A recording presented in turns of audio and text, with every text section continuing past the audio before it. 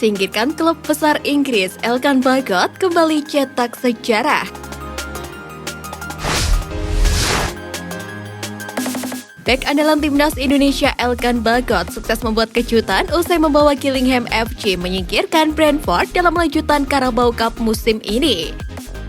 Dipercaya tampil penuh, Elkan Bagot membuat klub Premier League tersebut harus menanggung malu kalah dengan klub kasta ketiga Liga Inggris. Pada pertandingan tersebut, Gillingham meraih kemenangan lewat drama adu penalti dengan skor 6-5. Setelah skor imbang 1-1 bertahan hingga waktu normal berakhir. Kemenangan yang diraih Gillingham membuat Bagot kembali mencetak sejarah. Pemain berusia 20 tahun itu menjadi pemain pertama asal Indonesia yang bisa membawa timnya lolos ke babak 16 besar Piala Liga Inggris. Sebelum itu, Bagot sudah mengukir sejarah lainnya.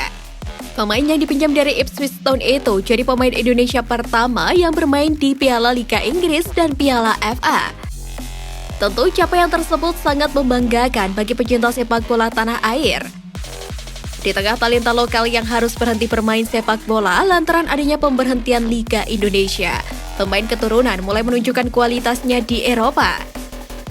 Hal tersebut tentu memotivasi para punggawa Garuda untuk berani berkarir di luar negeri.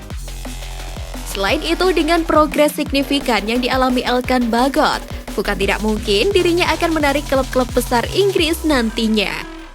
Pelatih Gillingham sendiri sempat mengakui Elkan Bagot telah menyita perhatian 30 klub asal Inggris. Lantas, kemanakah Elkan Bagot akan berlabuh di musim depan? Mari kita tunggu kejutannya.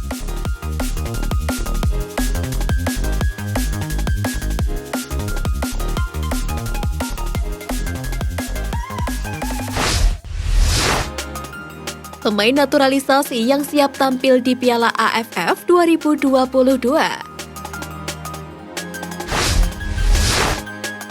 Pertama, Mark Locke.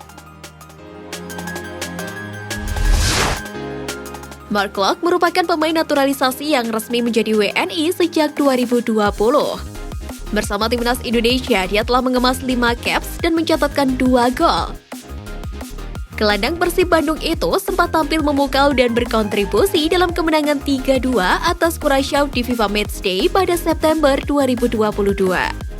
Sebelumnya, pemain keturunan Belanda tersebut mampu membawa timnas Indonesia meraih medali perak di SEA Games dan juga membawa pasukan Garuda lolos ke Piala Asia tahun depan.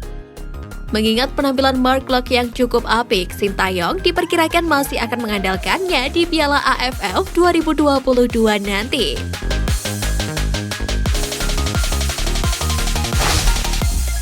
Kedua, Stefano Lillipali.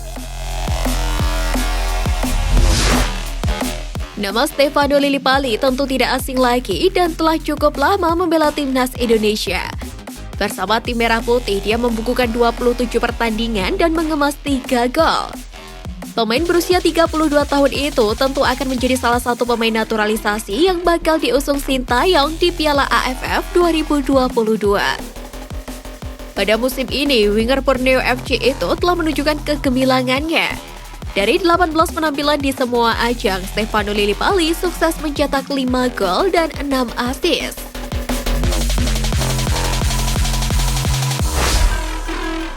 Ketiga, Sandy Walsh dan Jordi Amat. Baik Sandy Walsh dan Jordi Amat diketahui sudah tidak sabar untuk membela timnas Indonesia. Keduanya tinggal menunggu waktu saja untuk resmi menjadi WNI. Proses naturalisasi Jordi Amat dan Sandy Walsh hanya tinggal menunggu untuk disumpah karena telah disetujui oleh DPR RI pada bulan September lalu. Berposisi sebagai pemain belakang, kemampuan Jordi dan Sandy tentu sangat diperlukan bagi timnas Indonesia. Terlebih, keduanya memiliki pengalaman lantaran pernah membela klub-klub top Eropa.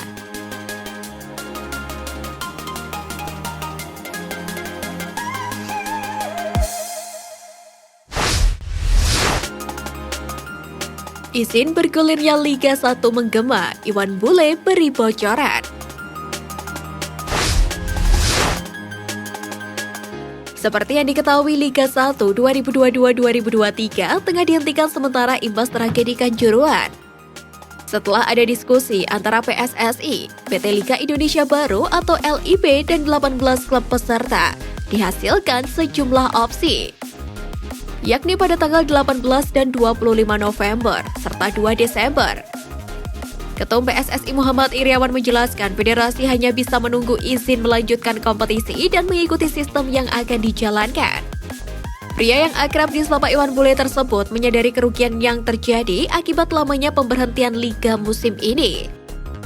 Ketum PSSI itu mengatakan banyak orang yang mencari nafkah di sepak bola.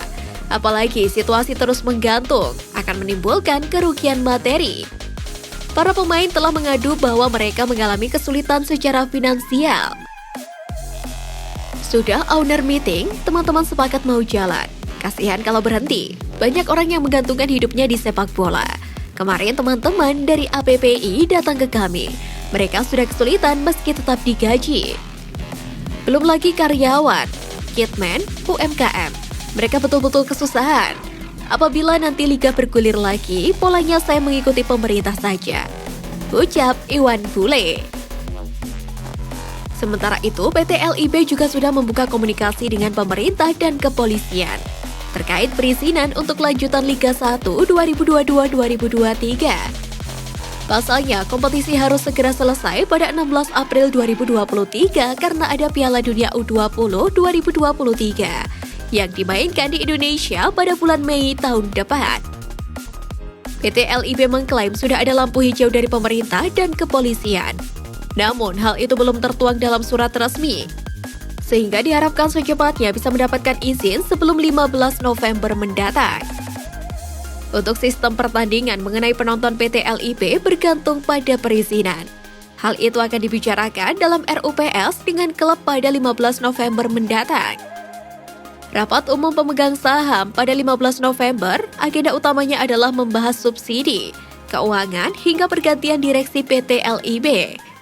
Perubahan struktur harus dilakukan secepatnya karena Direktur Utama PT LIB, Akmal Hadian Lukita, ditetapkan sebagai salah satu tersangka tragedi Kanjuruhan.